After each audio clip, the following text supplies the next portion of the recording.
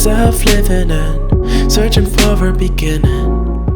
Bonjour à tous, donc je me présente Isabelle Chanel, directrice de la DIL de l'Inde, l'Agence départementale d'information sur le logement. Donc notre mission est de délivrer des conseils juridiques, financiers et fiscaux dans le domaine du logement, et nous portons également un observatoire de l'habitat. Donc grâce à ces deux missions, nous avons une bonne vision de ce qui se passe dans le département de l'Inde et surtout dans votre territoire, puisque à proximité de la Suisse, nous avons ce qu'on appelle le Pays de Gex, donc avec des problématiques similaires à ce que l'on retrouve du côté du 74, et notamment le logement des frontaliers. En tout cas, nous intervenons sur la problématique du logement. Ceci dit, une question qui peut paraître simple sur certains territoires, c'est-à-dire que j'arrive dans un territoire, je prends un logement, je prends un emploi. On voit très vite que dans le secteur du Pays de Gex, mais comme dans l'ensemble de l'agglomération genevoise, le logement est une question assez primordiale, dans le sens où on est ce qu'on appelle une zone tendue. Ça veut dire qu'il y a une offre de logement qui n'est pas du tout adaptée à la demande, ce qui fait que les locataires, les potentiels locataires comme les potentiels accédants se trouvent très vite confrontés à des difficultés, voire à des surprises sur les prix de location, les prix d'accession à la propriété. Alors comment ça s'explique ? Tout simplement un petit peu de repositionnement par rapport aux dynamiques de territoire. Un territoire évolue en raison de deux choses. Un solde dit naturel, c'est-à-dire qu'on va avoir une évolution naturelle qui résulte des décès et des naissances, avec dans le département de l'Ain, mais aussi dans le 74, des soldes naturels qui sont dits positifs. Mais nous avons la particularité sur nos deux territoires d'avoir un solde dit migratoire qui est extrêmement important. Ça veut dire qu'on a un afflux de ménages qui arrivent sur nos territoires du fait de l'attractivité de la zone genevoise. À titre d'exemple, mais j'aurais pu vous donner les deux départements, mais les dynamiques sont strictement identiques. Dans le département de l'Ain, on a léger département, on a une évolution globale de 0,8%. Le Pays de Gex, lui, va connaître une croissance notamment portée par la migration, c'est-à-dire l'arrivée des ménages, de 2,3%. Et juste pour vous donner une indication, l'année dernière, le taux de croissance était de 1,8%. Donc on voit qu'on augmente encore la pression sur le territoire du Pays de Gex, dans la zone frontalière. Et ça se traduit par une arrivée réelle de 1100 ménages par an sur le territoire frontalier, sur le volet département de l'Ain. Ça veut dire que quand on a 3900 ménages qui arrivent dans le département de l'Ain, il y en a 1100 qui s'installent sur le secteur du Pays de Gex. Donc ce qui veut dire que derrière, il faut produire logement. Et bien entendu, à partir du moment où il y a une offre de logement qui aujourd'hui est insuffisante pour faire face à ceci, il y a forcément un coût qui va se traduire sur les mètres carrés, que ce soit à la location ou que ce soit à l'accession. Donc, à titre d'exemple, quand on est sur une location sur le département de l'Ain en moyenne à 8 euros, c'est une moyenne, c'est un ensemble. Le prix de la Pays de Gex à l'opération, où on a les mêmes problématiques sur le 74, est déjà à 19 euros le mètre carré pour le tir de location, avec des zones qui peuvent atteindre, voire dépasser une médiane. Donc attention, ce n'est pas une moyenne, c'est une médiane, c'est-à-dire qu'on a autant de loyers au-dessous qu'au-dessus. C'est un vrai indicateur de médiane. On est sur cette zone à 22 euros le mètre carré. Donc derrière, il faut pouvoir assumer financièrement des loyers de ce niveau-là. Et on retrouve la même problématique sur l'accession à la propriété, puisque quand une maison se moyenne dans le département à 2100 euros le mètre carré, nous en sommes déjà à 4500 dans le secteur gessien. Et là aussi, avec des zones beaucoup plus élevées encore si vous allez à l'échelle communale. Et c'est un critère quantitatif qui a augmenté de plus de 250 euros en 3 ans par mètre carré. Et surtout, c'est le fait notable sur ces dernières années, c'est qu'on a perdu des mètres carrés à ces ventes de biens immobiliers. Donc on a par exemple sur les biens existants, On avait jusqu'à maintenant sur ces biens existants des biens qui avaient des surfaces de 890 m² en moyenne. Ils ont déjà chuté à 810 m². Et si on fait le parallèle avec le marché du foncier, c'est-à-dire les terrains à bâtir, on est passé des terrains qui étaient vendus 720 m² à aujourd'hui 597 m². Donc on voit qu'il y a un phénomène non seulement de hausse de prix, mais de réduction des parcelles, autant on en produit beaucoup plus, parce que va se percuter également sur ce point le zéro artificialisation nette, est une volonté liée aux enjeux climatiques et environnementaux, où il nous faudra consommer moins d'espace, et notamment consommer moins d'espace naturel ou agricole. Et lorsqu'on se contraint de consommer ces espaces-là, on devra les rendre, les restituer. Donc on voit que le marché de la cession va être beaucoup plus compliqué dans les années à venir, et donc le mouvement se fera forcément sur l'allocation et sur les prix. Donc ce qui veut dire que lorsqu'il va falloir accéder à la propriété, il va falloir être très vigilant. Et on voit déjà une certaine crispation, mais je vais laisser Clément vous parler de l'accession à la propriété sur votre territoire. Merci Isabelle. Merci, bonjour à toutes et à tous. Je vais juste mettre mon bagage, je crois que Gabriel a manqué. Alors.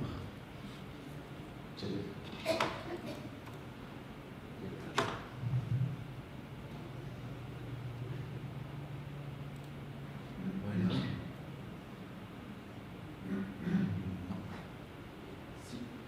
Ok, super. Du coup, donc, bonjour à toutes et à tous. Merci Isabelle. En l'occurrence, Clément Austin, je suis le responsable de l'espace habitat, donc bassin Genevois, pour le Crédit Agricole des Savoies. Notre espace habitat, en fait, il a pour vocation de gérer tout ce qui est projet immobilier de nos clients, tout ce qui est rénovation énergétique. On a aussi notre filiale immobilière, donc Square Habitat, qui est présente dans nos locaux. Donc là, aujourd'hui, en fait, le but, c'est surtout de focaliser sur comment accéder à la propriété aujourd'hui, en faisant un focus sur la partie frontalière, forcément, puisque sur la région, on a quand même beaucoup de personnes qui travaillent sur Suisse, mais qui achètent sur France. Donc en l'occurrence, c'est tout ce qu'on va regarder ensemble, sachant que le projet immobilier, en fait, il n'y en a jamais un qui se ressemble, sachant qu'il y a la résidence principale, il peut y avoir une résidence locative, on peut avoir une résidence secondaire. Donc tous ces projets-là sont tous différents. Donc je vous ai préparé un tout petit état des lieux, en fait, au niveau de la répartition entre les locataires et propriétaires, sachant qu'en France, aujourd'hui, on a à peu près donc, 60% des ménages français qui sont propriétaires de leur logement. Donc ça, c'était à la fin 2021. Et sur ces propriétaires, on a à peu près 4 personnes sur 5 qui ont fait appel à un prêt immobilier pour financer leur projet. En l'occurrence, sur la partie frontalière, on remarque que 78% des frontaliers du coup, sont propriétaires de leur résidence principale. Ça, c'est quelque chose qu'on a vu grâce à l'Observatoire des frontaliers en 2022. Et en l'occurrence, sur ces 78% qui sont propriétaires, on a quand même 2% qui ont déclaré ne pas avoir eu recours à un prêt. Donc là, vous voyez déjà, on a un petit avant-goût sur ce qu'on va aborder ensemble par la suite au niveau de la devise, donc francs suisses, euros, choses comme ça. Mais ça, ce sera pour un tout petit peu après. Donc en l'occurrence, aujourd'hui, comment devenir propriétaire? Alors c'est un projet en fait qui va vous prendre quand même du temps. Dans une vie, on a généralement une moyenne au niveau des prêts qui tournent autour de 20 ans. Donc on s'engage quand même sur une période qui est assez longue, assez importante. Et derrière, en fait, on a vraiment ces 4 étapes-là du projet immobilier, comme disait Jean tout à l'heure. Et d'ailleurs, je te remercie. À la fin de je suis propriétaire, il faut rembourser, on est d'accord, tu l'as dit tout à l'heure. Okay, parfait.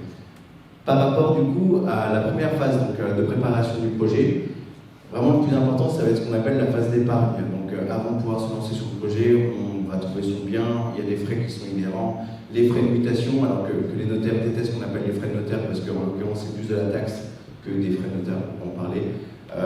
On va avoir aussi donc, des frais bancaires de garantie, des frais de dossier, donc il faut compter à peu près grosso modo 10% si on peut être bien. Donc partons du principe que si on achète une maison ou un appartement 400 000 €, bah, c'est il y aura 40 000 € à peu près de frais, donc 440 000.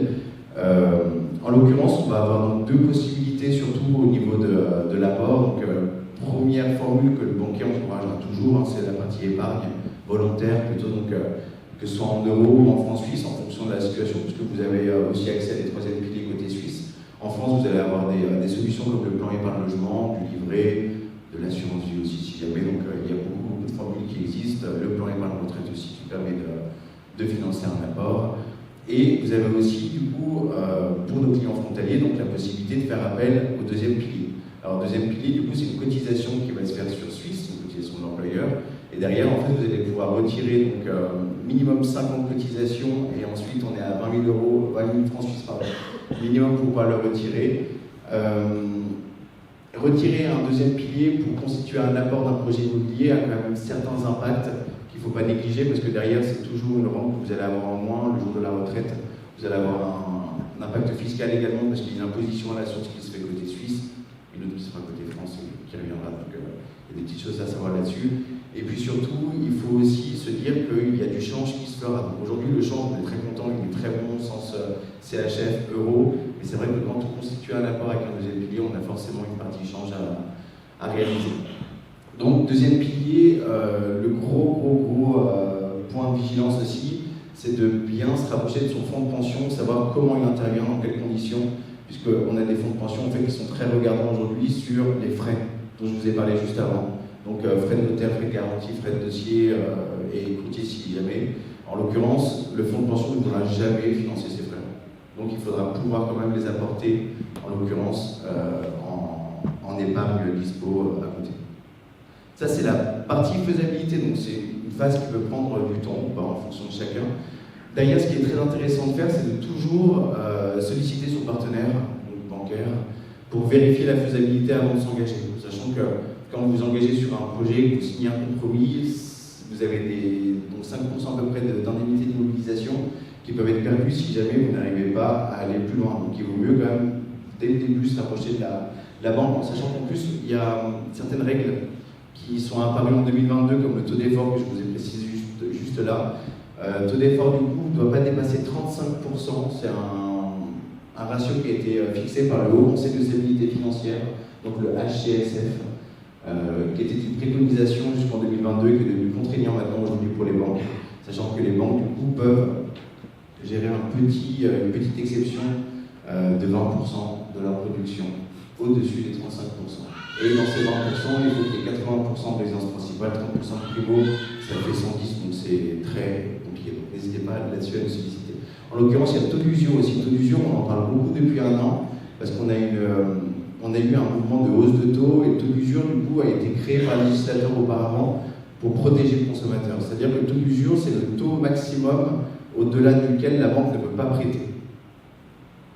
Donc, le taux d'usure se calcule sur le TAEG, c'est le taux global qui va comprendre du coup tout ce qui est le nominal, le coût de l'argent, l'assurance, les frais de dossier, les frais de garantie qui sont tout inclus, les frais de courtier s'il y en a, tout inclus, qui vont nous faire en fait un TAEG, et ce TAEG en fait s'il est supérieur au taux d'usure, ça ne marche pas. En fait on ne peut juste pas prêter du tout.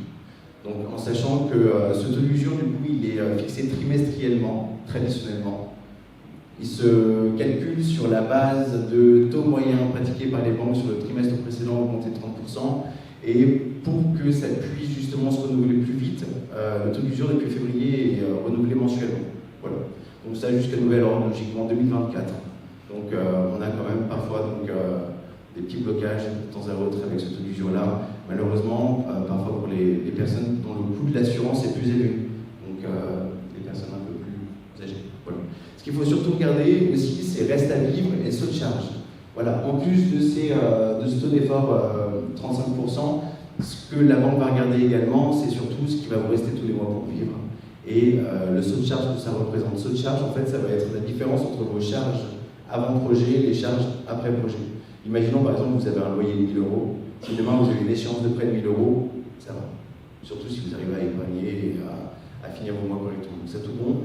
Par contre, si jamais on a 1 000 euros de loyer et une échéance de prêt à 2 000 euros, là, si on n'arrive pas, en tout cas, à montrer qu'on épargne tous les mois 1 000, 1 500 euros en plus du loyer, c'est un peu plus compliqué. Sachant que le but vraiment, c'est de pouvoir vous accompagner dans les meilleures conditions et que derrière, en fait, on n'ait pas de soucis pour vous, cas d'accident. Situation professionnelle, en fait, ça ce sera surtout important pour les personnes qui travaillent en Suisse. Sachant que du coup, en Suisse, il y a plusieurs possibilités différentes, en l'occurrence un peu comme en France. On va avoir le contrat permanent, on va avoir des choses comme ça. On a beaucoup aussi de contrats d'intérim. C'est-à-dire que l'intérim, en fait, en Suisse, elle est généralement C'est le premier, entre guillemets, contact que vous allez avoir avec le marché du travail, parfois, dans certaines professions. Et là-dessus, en fait, c'est surtout super intéressant, super important, de bien vérifier, puisque les calculs ne sont pas pareils pour le banquier, si c'est du CDI, si c'est de l'intérim, si c'est, par exemple, quelqu'un qui est professionnel sur Suisse à son compte, on aura d'autres méthodes différentes. Donc voilà, dès qu'on a tout ça, en l'occurrence, on trouve son logement. Voilà, donc ça, c'est chouette. Petite période de recherche, je pense. Généralement, il faut compter plusieurs visites pour trouver le bien qu'il faut.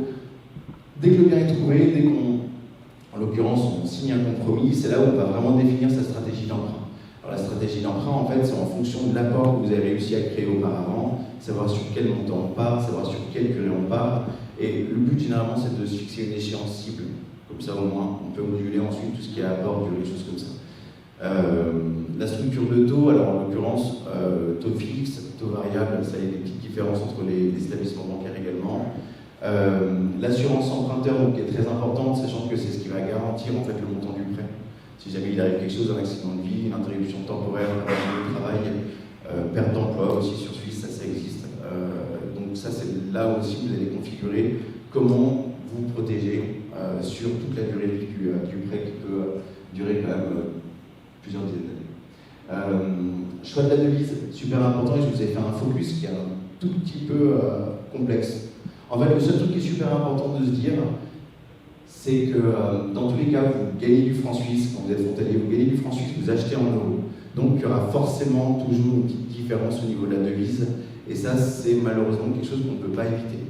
Alors on dit ça, nominément, on appelle ça le risque de change. En soi, c'est juste deux devises différentes. Je vous ai fait un tableau en fait avec plusieurs données, vous voyez du rouge, du vert un peu partout. Le but, c'est de se dire que quoi qu'il arrive, il y a toujours une différence entre le franc suisse et l'euro. Si vous partez sur un prêt 100% en euros, il faudra changer tous les mois vos francs suisses pour payer l'échéance en euros. Si vous partez sur une échéance en francs suisses, ça veut dire qu'au tout début de votre prêt, le montant sera emprunté en francs suisses, mais si vous devez revendre avant la fin du prêt, forcément vous allez toucher de l'euro, rembourser du franc suisse. Et en l'occurrence, je vous ai mis aussi sur le côté une formule qu'on privilégie tout particulièrement, à savoir le 50% euros, 50% CHF, qui permet en fait de vraiment lisser le risque. Et en l'occurrence, si on gagne d'un côté, on perd de l'autre, et si on perd de l'autre, on gagne d'un côté. Donc ça, c'est vraiment super important. Il n'y a pas de bonne, il n'y a pas de mauvaise formule par rapport à l'euro, par rapport au franc suisse. C'est vraiment en fonction du projet de chacun. Si on part sur la résidence principale et que le compte y restait très longtemps, le franc suisse peut être peut-être plus pertinent. Si c'est un achat, par exemple, on achète un T2, on sait qu'on va y rester 3-4 ans et revendre par la suite ou mettre en location, l'euro pourra paraître plus pertinent. Ça, c'est vraiment en fonction de chacun. Donc, on a certaines bonnes questions à se poser qui demandent de se projeter un petit peu. Mais c'est vraiment, vais-je continuer à gagner du CHF pendant toute la durée du prêt? Vais-je revendre avant le terme du crédit? Vais-je mettre en location? Une fois que vous avez tout ça, vous avez votre prêt, vous êtes propriétaire. Voilà, bravo, c'est chouette. Donc, en l'occurrence, il y a quand même plusieurs choses à bien regarder. Savoir que quand vous devenez propriétaire, c'est pas anodin, vous allez avoir un impact successoral pour peu que vous soyez marié, pas marié, paxé, testament, pas testament. Et ça là-dessus, en fait, vous avez des bons conseils à avoir. Donc, déjà, le banquier vous alertera sur certaines choses, le notaire également. Donc ça, ce sont des choses qui sont vraiment à bien regarder. Voilà. Il y a des formules pour se protéger si jamais, en l'occurrence. Voilà. Nouvelle stratégie d'épargne, toujours super important, pouvoir continuer à mettre de l'argent de côté pour les charges de copro, les taxes foncières, les réparations dans la maison, des choses comme ça. Adapter ses assurances, ça va être valable pour tout le monde. Je pense aussi particulièrement aux personnes qui sont résidentes fiscales en Suisse et qui vont arriver en France pour leur résidence principale. Du coup, il y a tout un lot de choses à changer, les plaques des voitures à déposer, passage par les mines, des choses comme ça. Ce que je vous ai dit aussi qui est super important et auquel on ne pense jamais, c'est que le crédit, lui, il s'adapte tout le temps en fait, en cours de vie. En fonction des établissements bancaires, forcément en fonction du contrat de prêt que vous avez souscrit. Vraiment ne pas hésiter à contacter son conseiller, sa banque, pour faire en sorte qu'on puisse moduler les événements de vie, faire en sorte que le crédit vous ressemble le plus possible au tout début, mais pendant toute la durée du prêt. Et puis derrière, aujourd'hui, on a aussi cette problématique, ou en tout cas cet enjeu de rénovation énergétique, ou des travaux dans vos logements. Donc ça, c'est le même principe aussi pour la suite, s'il y a besoin. Voilà. Pour toutes les personnes, on a donc des nouvelles formes d'acquisition qui apparaissent en fait pour toutes les personnes qui peuvent être un tout petit peu en dehors du prêt immobilier, qui sont assez importantes et qui arrivent de plus en plus dans la région. Donc en l'occurrence, on a le BSLA. Le BSLA, ça va être de la location-accession. Vous allez être locataire pendant 2 ans, puis ensuite acheter l'appartement. Ou le bail réel et solidaire, donc le BRS, qui est un bail amphithéotique. 99 ans, en fait, vous payez un loyer constamment, vous n'êtes jamais vraiment propriétaire. Par contre, le prix du logement est quand même beaucoup moins cher. Tout ça, c'est sous condition de ressources, et le prix au mètre carré est plafonné, et c'est justement le lien pour toi, Isabelle, pour la suite. Merci à toutes et tous.